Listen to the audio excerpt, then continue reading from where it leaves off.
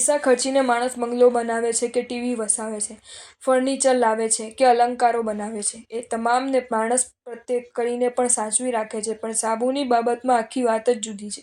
માણસ બજારમાં જ્યારે સાબુ ખરીદવા જાય છે ત્યારે માત્ર સાબુને જ નથી જોતો, સાબુના આકારને, રંગને, વજનને પણ જુએ છે અને એની સુવાસને પણ જુએ છે અને એ પછી જ સાબુ ખરીદે છે. પણ આ સાબુ ઘરમાં લાવ્યા બાદ માણસ એને કપડાં ધોવામાં કે શરીરને સાફ કરવામાં ખલ્લાસ કરી નાખે છે, કારણ એને ખતીન કરી નાખ્યા વિના કપડાં ધોવામાં કે શરીરને સાફ કરવામાં સફળતા નથી જ મળતી. સાબુ આપણને આ જ પૂછે છે, દોસ્ત, તારા કર્મોથી અને કુસંસ્કારોથી ખરડાયેલો આત્માને નિર્મળ કરી દેવામાં જો તારે સફળ બનવું હોય તો તારા મન સાથે તારે મારા જેવો જ વ્યવહાર કરવો પડશે. એ માટે શું તું તૈયાર છે ખરો? યાદ રાખજે, મારા અસ્તિત્વને સલામત રાખીને માણસને શરીરને સાફ કરવામાં સફળતા નથી જ મળતી. મનને સલામત રાખીને આત્માને નિર્મળ કરી દેવામાં તને સફળતા નથી જ મળવાની. જો તમને આ વિડીયો ગમ્યો હોય તો આ વિડીયોને લાઈક કરો અને મારી ચેનલ જૈન ફેક્ટ્સ એન્ડ સ્ટોરીઝને સબસ્ક્રાઈબ કરો. ધન્યવાદ.